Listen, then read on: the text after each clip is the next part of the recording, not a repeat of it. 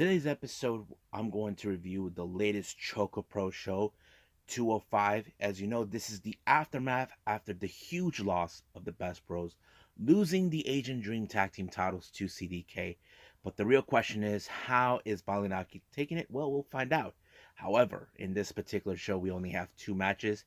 Apparently, the card had to be changed due to Mei Suruga's absence. She needs a lot of rest due to her damage. Well, she's fine, according to Balinaki, but there's been a huge change with the card, and that's how it's going to be. We have a three-way match and a sort of a preview match for 206 featuring Yuna Mizumori. And also, we're going to review what took place in GCW's The Coldest Winter, with some amazing matches taking place. And of course, LA Fights Volume 3 takes place. So, let's get started with another episode of Deleted Wrestle Zone. Are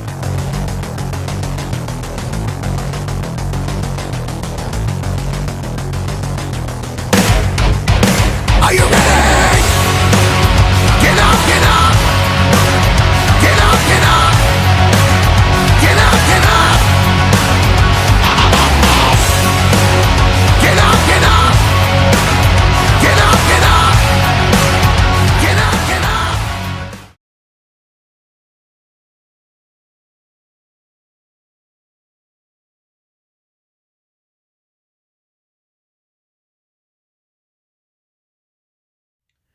Welcome everybody to Deleted Wrestle Zone. All things that is pro wrestling with AEW, NXT, New Japan Pro Wrestling, Impact Wrestling, the National Wrestling Alliance, various promotions, wrestlers, matches, and championships. I am your host, Jay, right here. So, let's begin with ChocoPro 205. Now, as I mentioned, this is the aftermath of 204 after that one huge match that took place with the Best Bros losing the tag team titles to CDK. However, as you know, Balinaki opens up the show, but he wasn't ready to talk about what took place. He said if he talks about it, it's going to be a long talk. But it's understandable because they don't want to go that he doesn't want to take the show longer for what took place. I'm sure there's going to be a special ChocoPro Party Live, that sort of thing, in order to explain his thoughts, how disappointing the loss was, losing to CDK, but there's nothing he can do.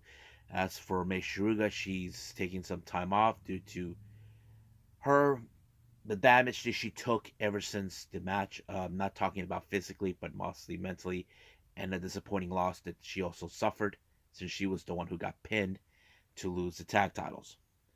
But however, he did brought a special guest. We're talking about the founder and the heart of Ganbare Pro, Ken Oka. He comes in, as you know, it was already been booked that in 206 the following day, he's going to be facing against Yuna Mizumori. But of course, I don't know what the hell Ken Oka was talking about. I wish Balinaki would have translated because he was right there. But Yuna Mizumori shows up, tries to confront him. Balinaki was trying to be peacemaker, but trying to tell Yuna, deal with him tomorrow, which, of course, Yuna tried to oblige, but she can't control her temper. But that's how it was. Now, our opening match, we have, of course, is a three-way. We have Sayaka Obihiro versus Saki of Girls Pro Wrestling Unit. And of course, Balinaki, who is now currently the Super Asian champion. This was a little different, as you know. He knows what's going on, but he cannot focus on that right now. He has to focus as a singles competitor. And keep in mind, either Sayaka Obihiro or Saki, they do have it. If they pin Balinaki, there is a shot that they could get an opportunity of the Super Asia Championship. So basically, Balinaki has to be on his guard and be more, calculated of what he's planning to do. As you know, this is not a joke. So three-way is complicated. So if they pin him, he'll get a potential opponent. However, as I suspected when I saw this match, we're going to see both Sayaka and Saki try to team up against him. But of course, at certain points, we see them try to, of course, how do I say, turn on each other because one of them possibly want to be the one to pin Balanaki in order to get a shot of the title. But however, the best moment is Balanaki pulled off one of Mei Shruga's move, and of course, Shruga May actually saw this and posted it on Twitter that she said that Balanaki did it better than she could. So that's how he won the match by pulling one of a playbook out of Mei Shruga's uh, uh, tactics, and it worked. And he pinned Sayako Bahiro, and good thing he did because no one has pinned him, so he's safe for now.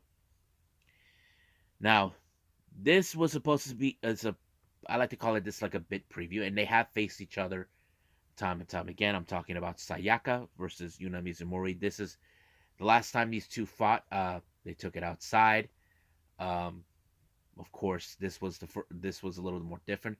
I see a little bit more of improvement in Sayaka.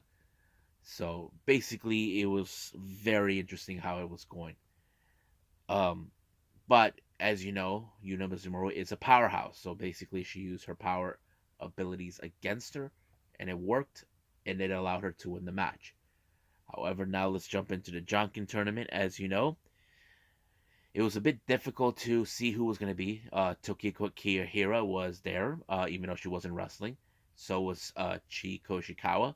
She was there too, but not wrestling. She was helping out with the bell. So everybody played their part. But however, the winner turned out to be Yuna Mizumori. She got to the finals and beat Saki for the the match. It was already over, even though these two were tag team partners. They hardly teamed up much because, as you know, Saki runs her own promotion, Colors Girls Pro Wrestling Unit. I wish I can see that show, but there's no way to see it.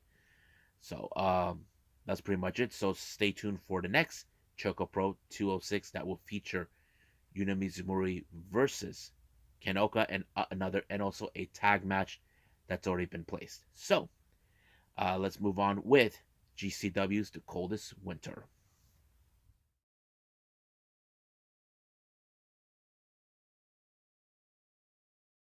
Okie dokie. So we got GCW's The Coldest Winter. This took place on the 26th of February.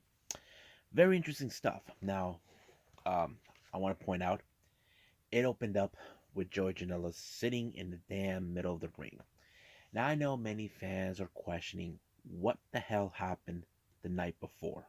Yes, if you guys don't remember, I'll refresh your memories. X Pac got his moment. He won his match. He helped Joey Janela, who looked up to him. And then all of a sudden, Joey Janela turned on him, super kicked him.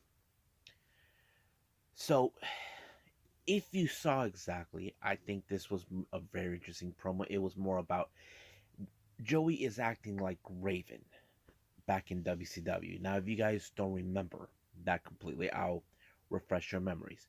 Raven used to talk about how he felt he was being left behind while everybody is getting the big bucks, getting the cars, the women. He felt like he was the one being not included. It's like, what about me? What about Raven? So he's like that. Even Sean Waltman, aka X Pac, he was listening into it, and he kind of put that on spot, and like he was right. He was acting like Raven, but Sean Waltman also made this clearly. He was self-aware that Joey Janela has been asking for this match between them over 6 years now. If that was the case, all he had to do was ask. But no, he super kicked him, and he finally is going to get this match on March 31st at Joey Janela's spring break at the Collective. Now, keep in mind this will be taking place there, so I'm excited for it too. Now, our opening match, we have Ninja Mac versus Jack Cartwheel. Man, this match was a total blockbuster killer, high flying moves. You know, you've seen Ninja Mac, you've seen Cartwheel, but you know how this would end. I'm biased. I was completely biased because these two are incredible wrestlers. But the old saying, there has to be a winner. And I think I was like, I just didn't care who was gonna win, but as long as I was entertained, and it was amazing. But fortunately, it was Ninja Mac that walked out the victor, as always. And I think he's one of the most amazing high flyers I've ever watched throughout the years. Now, our next match is Dark Sheik versus Jordan Oliver. I thought it was a very interesting match because Dark Sheik, is rising to the occasion as one of the top wrestlers in GCW. Jordan Oliver is like the young, dumb, and broke wrestler who is breaking through no matter what. But the obvious thing, how this is going to play out, but it was Jordan Oliver that walked out to victory when he got Dark Sheik on planted on the backs, and it was over from there. Our next match, oh boy, this was amazing. Thunder Rosa versus Tony Deppen. Now, if you guys know this, Tony Deppen's an a-hole, and that's how it tells. It tells, okay, Thunder Rosa's not going to take this lightly, and if I was Tony Deppen, I would not underestimate Thunder Rosa because she will have you kick her in the face if that's necessary. But it did. It ended up with the excuse me, with Thunder Rosa winning the match. I thought it was incredible. I loved it. Now, Nick Gage comes out. I thought he was going to throw a promo, but no, he ended up going to the commentary. He was there, but at the same time to say hi to his gang, the MDK gang. Our next match is a do or die death match. We have Jimmy Lloyd versus Alex Zane. Now, I cannot recall the last time I seen Alex Zane in a death match ring. I seen him in straight up matches, but I don't think I've ever seen him in a death match. Now, those who have seen Alex Zane, if he has been in a death match, please let me know because I'm not 100% sure. If I'm wrong, then I'm wrong. But if you guys know anything about that, let me know. And I thought it was great, but you cannot mess with the boy. Jimmy Loda, I thought it was great. He won the match. I think it kind of fell in his favor because I feel Alex Zane, I don't know. I feel like he never has this much experience in death matches, but I mean, that's how I feel.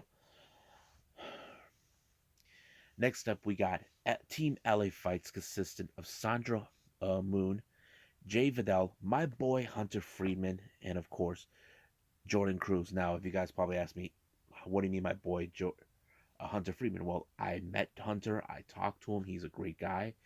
I've seen him wrestle here in San Diego, but he's great.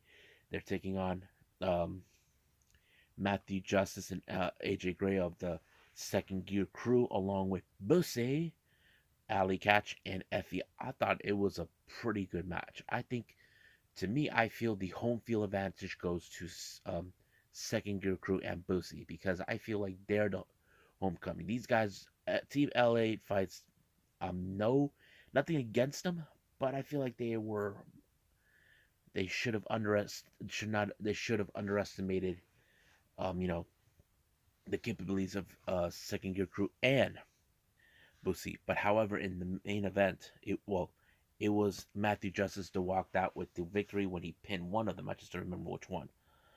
Now, post match, we had the return of Mance Warner. He's back, and now he has plans for he and Matthew Justice to reclaim the tag team gold that is currently in the hands of Hater Club. So this is going to be interesting.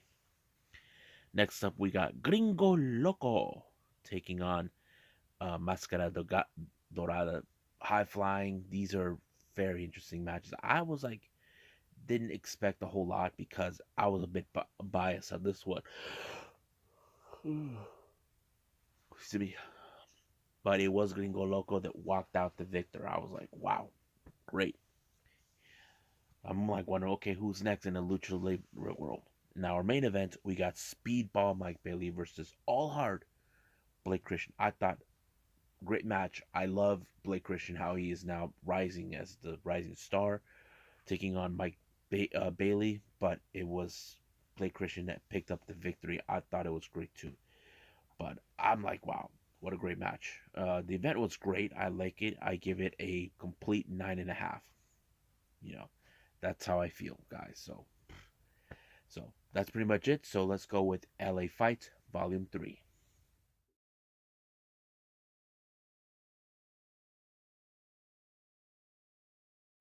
Okay, last thing I'm going to review is LA Fights Volume 3. This took place on the 26th, the same day as GCW's Coldest Winter. Now, this one was about in the afternoon before the evening show.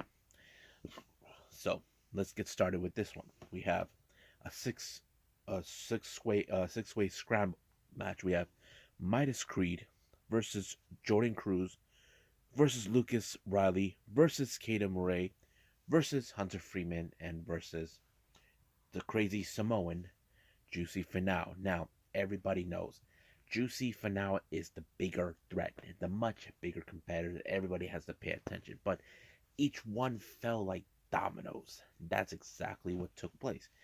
And you probably could guess, yes, Juicy was the one who walked out the victor because he had the size advantage, the power advantage, and that's exactly how it rolls. However, during the post match, some guy shows up and started attacking him. Now, I couldn't make clearly who it was, but they were able to separate them, and we will see a fight between them down the line. Now, our next match, D Rogue comes out demanding Jude, Judiz to come out. Basically, it seems like there's some history between them, and they're fighting over for whatever. I thought this match was great. I seen Judiz before at the Level Up showcase, which is part of the Level Up Wrestling Academy here in San Diego, run by B Boy, and I thought it was pretty great. Judiz was always incredible, but it was him who walked out the victor against D Rogue. Next up, we got Jack Cartwheel versus Brandon Gatson. I thought it was also another interesting match because, Cartwheel, he is a bit more of a high flyer. Gatson, uh, a bit of a ground expert, but it was Cartwheel that walked out the victor as this particular match. Next up, we got Jai Vidal versus Kevin Blackwood. This was a really good match because you have a Jai Vidal. We all know who he is. Uh, he put every ounce of energy in this match. But however, it was Blackwood who had the much better experience. He had a bit more of the technical side. If you guys know his work with hanging out with Daniel Garcia, it explains it all. And that's how it was him who picked up the victory. Next up, we got Tyler Bateman versus Bad Dude Tito. This match ended in Tito's advantage. These two guys are behemoths, but they're also one is mad, one he's willing just to destroy. That's how it plays out. So, what a great match. We have tag team action. We got the unguided Matt Gandagriff and uh, Damian Drake versus Lil Cholo and my boy B Boy. I thought this match was great, but it was, I think, B Boy, who we all know, those who know, I have been following him for a long time. He's not only an amazing wrestler, he's been in the business for a long time, but he also runs the Level Up wrestling school here. And he was the one who picked up a very good victory in this one. However, he gives a promo about saying that that he will be involved. There will be the LA Fights versus JCW, the Jersey Jersey Championship Wrestling, and I think this is going to be great. However, it was told by B Boy that it was Grim Reaper is stepped up to become the leader of the group for representing JCW. But B Boy even stepped up to plate too, saying that he is going to be the leader for the LA Fights. So it's East Coast versus West Coast. This is no politic thing, no territory turf. So it's just saying who's the best, that kind of sort of thing. They're like their own versions of development programs, but I'm kind of curious how this one's going to be. Next up, we got Dark Sheik versus Pretty Peter Avalon. You know how this one will go. I thought it was a good match with Peter Avalon, doing things outside of AEW, but it was Dark Sheik who is the most dangerous out of everybody. So that picked up the victory. However, the psychopath Charles Mason shows up and tries to choke him to death. So that's how it runs. Last match, we have Sandra Moon taking on Ali Catch. I think this was a good match too. I think it was very interesting. Sandra Moon, who has been part of JCW, also been part of um, Future Stars of Wrestling. She did great in this particular match, and I'm sure many of the other female wrestlers that come by to JCW probably take consideration. So I think this match, I give it a definite 8.5 on this one. So that's pretty much it. What we got, I believe it's time for me to call it a day. Well, I hope everybody enjoys this episode, me reviewing GCW, ChocoPro, and LA Fights. Coming up, I will release a 2 review episode where it features more ChocoPro along with Japanese promotion GLEAT with G Pro Wrestling version 13. I'm still trying to catch up for this particular promotion. And if you guys wondering, I can see that show for free. Then I will release another video the following morning with featuring other events.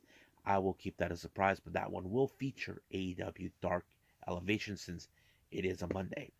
So that's pretty much what's going to take place. So I'll see you guys in the next DWZ time. Same DWZ channel. I must bid all of you adieu. So, goodbye. And have a nice day.